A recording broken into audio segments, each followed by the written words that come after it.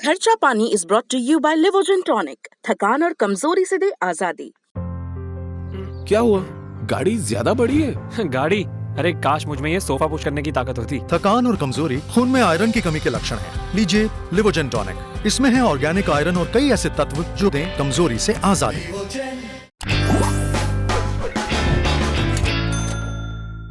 नमस्ते, मेरा नाम सिद्धांत है। मेरे साथ अंशुमान जी हैं। ये है खर्चा पानी। अंशुमान जी, एक हालचाल कैसा है आपका? मतलब बहुत सारी चीजें, तो फोन कॉल तमाम चीजों में समय बीत रहा होगा।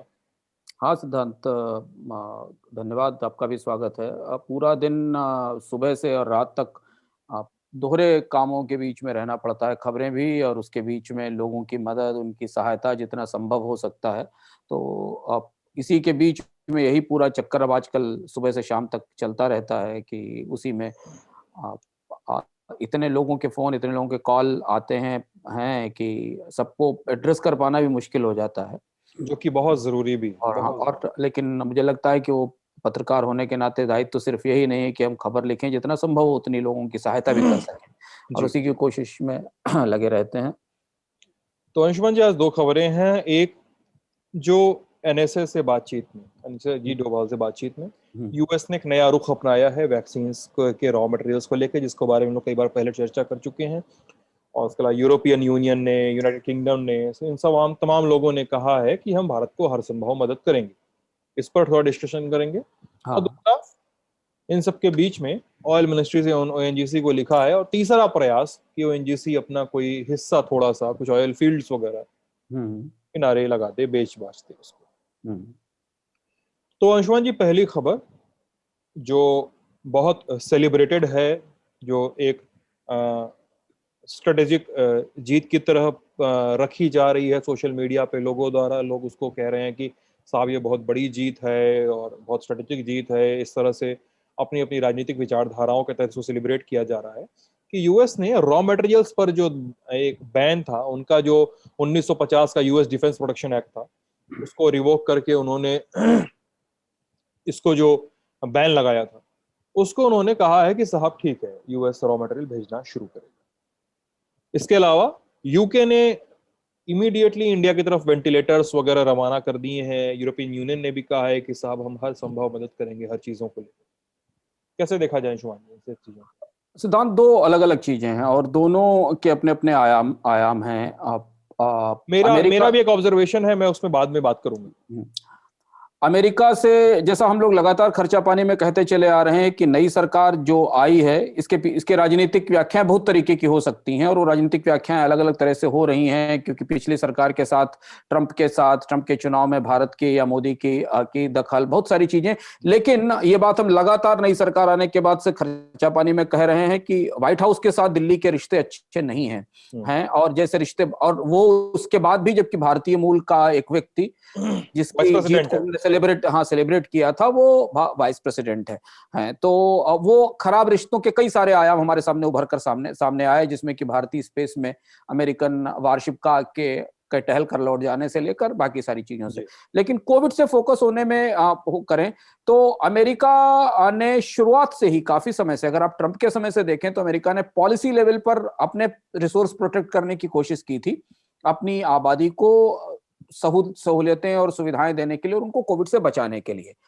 हमने जैसा पहले कहा था कि 3 दिन पहले खर्चा पानी में कहा था कि भारत को बहुत बहुत गहरे डिप्लोमेटिक प्रयास करने पड़ेंगे, बहुत जबरदस्त डिप्लोमेटिक लामबंदी करनी पड़ेगी, क्योंकि अमेरिका में अमेरिका की राजनीति के लिए, बाइडेन के लिए कोविड को कंट्रोल करना उनकी सबसे बड़ी राजनीतिक वरीयता है, और वो उसमें कहीं भी ये संकेत नहीं देना चाहते कि उन्होंने अमेरिकी हितों का से समझौता करके दुनिया के किसी भी देश की मदद की है, क्योंकि वो कोविड के ठीक बीचों बीच राष्ट्रपति बनकर आए थे, और कोविड ने अमेरिका में एक तरह से संघार की स्थिति पैदा कर दी थी, और पूरा अमेरिकी सिस्टम कोलैप्स कर गया था, जैसा हम आज भारत में देख रहे हैं। तो इसमें बड़े पैमाने पर डिप्लोमेटिक प्रयासों की जरूरत थी, वो चल रहे थे, उसके संकेत मिल रहे थे। अंततः वो प्रयास कुछ हद तक सफल हुए, और कम से कम कुछ जो कंपोनेंट्स हैं वैक्सीन के कुछ हिस्से जो वैक्सीन के रॉ मटेरियल के हैं, वो कोविशील्ड के लिए सीरम को मिलना शुरू होंगे। अब इसे आप सफलता कहें, अब समस्या ये है कि राहत को भी सफलता मान लिया जाता है ऑक्सीजन, देर से ऑक्सीजन मिलने के बाद ऑक्सीजन का ट्रक आ जाने को भी सफलता मान लिया जाता है। तो ये तो अपनी अलग अलग व्याख्याएं हो सकती हैं, पर भारत ने ये व्याख्याएं गलत हैं अंशुमान। हाँ, और ये व्याख्याएं गलत भी हैं, और इन व्याख्याओं से हमें कुछ हासिल नहीं होता। दरअसल ये जो आत्म प्रशंसा की पद्धति हमारे अंदर आई है ना, कि हम अपनी वो हमें कई जगह आत्म प्रशंसा जब होती है तो वो फिर हमें गफलत में डाल देती है, और हम उस गफलत में थे। भारत ये बार्गेनिंग पिछले साल शुरू कर सकता था जब वैक्सीन के जारी होने की घोषणा की गई थी। आप याद करेंगे, हम लोग खर्चा पानी और अर्थात में लगातार ये बात कर रहे हैं कि भारत को वैक्सीन की कैपेसिटी बढ़ाने की कोशिश करनी चाहिए। दुनिया के बाकी देशों से भी भारत इस कच्चे माल की सप्लाई के लिए बात कर सकता था। हमने सोचा ही नहीं तब कि हमें देश में कितनी वैक्सीन देनी होगी। हमने जब वैक्सीन के अप्रूवल ही बाद में करने शुरू किए, हमें लगा कि भारत बायोटेक और सेरम पूरे देश को वैक्सीन बांट सकते हैं। हमें पता ही नहीं था कि हमें 18 की आबादी को भी देना था। तो वो जब एक पूरा का पूरा प्लान पटरी से उतर जाता है ना, जब सब चीजें एक साथ बिल्कुल दरहम बरहम हो जाती हैं, बिखर जाती हैं ना, तो वो स्थिति है कि ऑक्सीजन का इंतजाम भी बिखर गया, बेड का इंतजाम भी बिखर गया, रेमडेसिविर की सप्लाई भी बिखर गई, वैक्सीन का प्लान भी, एकदम सब कुछ कोलैप्स कर जाता। तो ये डिप्लोमेटिक लेवल के ऊपर था। जबकि हमें देख रहे थे कि कनाडा ने, ब्रिटेन ने, अमेरिका ने वैक्सीन की सप्लाई को लेकर कोई समझौता नहीं किया। उन्होंने दुनिया में जहां जो कैपेसिटीज अवेलेबल थी उनको पहले एडवांस में बुक कर लिया था। तो ये तात्कालिक तौर पर हमारे लिए राहत की बात है, पर इससे काम चलने वाला नहीं है। भारत को जितनी वैक्सीन की जरूरत है, जितनी डिमांड है, जितने लोगों को वैक्सीन मिल जानी है इस साल के अंत तक, उसके लिए रॉ मटेरियल की और ज्यादा सप्लाई की जरूरत होगी। हमें नहीं पता कि इस बार्गेन में भारत ने क्या यील्ड किया है अमेरिका को, कौन सी चीजें यील्ड की, हमें बाद में पता चलेगा। लेकिन कम से कम तात्कालिक तौर पर हम मान सकते हैं कि अगर सीरम के पास कच्चा माल आने लगा, तो जो राज्यों ने बड़े पैमाने पर ऑर्डर देने शुरू किए हैं उन ऑर्डर के लायक कम से कम कोविशील्ड का प्रोडक्शन तो शुरू हो ही जाएगा। दूसरी बात, हाँ आप कुछ। हाँ, मैं यहाँ पर एक चीज, पता नहीं मुझे वो चीज बार बार खटकती है। अदार पूनावाला सीरम इंस्टीट्यूट के सीईओ जो है, उन्होंने एकाधिक बार कहा अंशुमान जी कि यूएस से जो रॉ मटेरियल्स हैं उससे हमारा कोविशील्ड का प्रोडक्शन नहीं रुकने वाला है। उन्होंने कहा कि कोवावैक्स जो उनकी दूसरी एक्सपेरिमेंटल वैक्सीन है, उन्होंने कहा कि मेरा उसका प्रोडक्शन हैम्पर हो सकता है कोविशील्ड की वजह से। यहाँ पर जब 1 महीने पहले सब तमाम राज्य ये बोल रहे थे कि हमें वैक्सीन नहीं मिल रही है, वैक्सीन का सप्लाई चेन बड़ा खराब है, वैक्सीन केंद्र सरकार से दी जाए, तो उस समय ये बात की गई थी। उसी समय जिस समय यूएस के रॉ मटेरियल की बात हुई थी, उसी समय अदार पूनावाला ने यह भी कहा था कि केंद्र सरकार हमें 3000 करोड़ का ग्रांट चाहिए, हमने प्रपोजल भेजा हुआ है ऑलरेडी, और हमें वो ग्रांट इसलिए चाहिए कि हम कोविशील्ड का प्रोडक्शन रैंप अप कर सकें। अब जाके जो 4500 करोड़ का ग्रांट भारत बायोटेक और सीरम इंस्टीट्यूट को मिला कर दिया गया है, वो पहले से ही उसकी डिमांड चल रही है उसको रैंप अप करने के लिए। तो यूएस का रॉ मटेरियल क्या सेलिब्रेट करना ही चाहिए कि नहीं चाहिए, यही मेरा सवाल है। मुझे समझ में नहीं आता। सेलिब्रेट करने जैसा इसमें कुछ नहीं, क्योंकि हम आपको बता रहे हैं कि हमारी वैक्सीन स्ट्रेटजी पटरी से उतर गई थी। प्रोडक्शन की प्लानिंग में, रॉ मटेरियल की प्लानिंग में, नई वैक्सीन इंट्रोड्यूस करने के मामले में, वैक्सीन की कैपेसिटी बढ़ाने के मामले में, तो उसमें तो ये बिल्कुल ब्रेकडाउन की स्थिति थी। जब उस ब्रेकडाउन से बाहर निकलने की कोशिश कर रहे हैं, जो रॉ मटेरियल आएगा, अब तो मुझे नहीं लगता है कि सीरम इंस्टीट्यूट को पहले तो कोविशील्ड का उत्पादन बढ़ाना पड़ेगा। जितनी डिमांड निकल रही है कोविशील्ड की भारत में, जिस बड़े पैमाने पर डिमांड आने वाली है, तो सीरम इंस्टीट्यूट की तो कैपेसिटी भी नहीं है उतनी वैक्सीन सप्लाई करने की। तो सेलिब्रेट करने के लिए तो किसी भी चीज का कोई भी नैरेटिव या कोई भी स्पिन दिया जा सकता है। पर दूसरी चीज और चिंताजनक है, आज बहुत सारे लोगों ने इस पर चर्चा की कि आखिर ऐसा क्या हो गया कि भारत जो 6 महीने तक दुनिया को ये बता रहा था कि हमने कोविड का इतना शानदार प्रबंधन किया कि हमने अपने आप ही कोविड कंट्रोल कर लिया, आपको भी दवाएं दे दी, आपको भी हमने वैक्सीन दे दी, और आपको भी हमने हाइड्रोक्सीक्लोरोक्विन आपको दे दी, हम आपको रेमडेसिविर दे रहे हैं, दुनिया की फार्मेसी हो गए। वो अचानक इस स्थिति में आ गया कि उसे पूरी दुनिया से ह्यूमैनिटेरियन एड की जरूरत पड़ने लगी।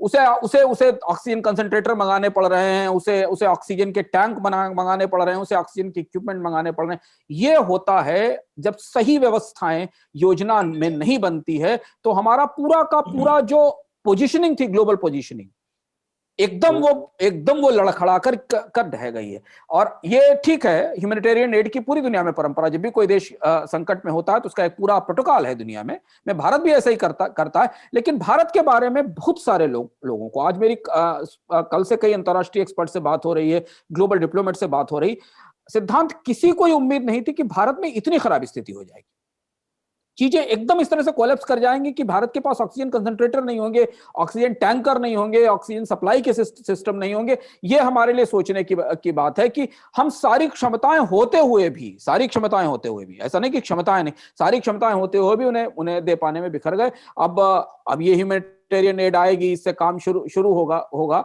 ये, लेकिन ये बड़ी चूक है, बहुत बड़ी। अंशुमान जी, अगली खबर है इन सब के बीच में, ऑयल मिनिस्ट्री ने ओएनजीसी को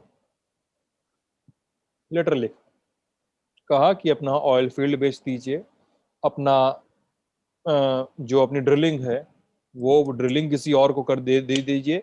2023-24 तक ऐसा कर देंगे तो आपका प्रोडक्शन जो है वो काफी बढ़ जाएगा, ऑयल का प्रोडक्शन बढ़ जाएगा। अब यहाँ पर प्राथमिकताएं तो दिखती हैं कि भाई ओएनजीसी को लेकर क्या सरकार की प्लानिंग है। साथ में ये भी कि ये तीसरा अटेम्प्ट है ओएनजीसी को से कहने का कि अपने ऑयल फील्ड बेचिए, और दोनों बार ओएनजीसी ने सीधा एकदम 2% जवाब दिया है, ऑब्जेक्शन रखा है। क्या इस बार क्या सफलता आएगी?